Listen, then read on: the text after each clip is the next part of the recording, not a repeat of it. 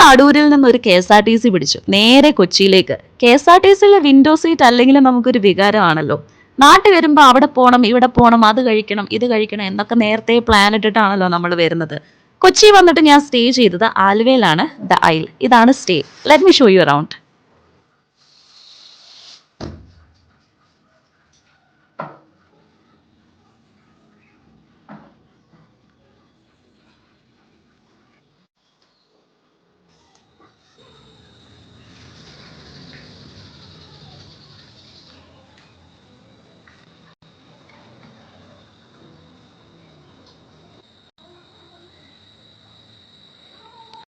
Check in ചെയ്ത് ready ആയിട്ട് ചുമ്മാ കൊച്ചി കറങ്ങാൻ ഇറങ്ങി. നേരെ ലുലു മോളിലോട്ട് വിട്ടു.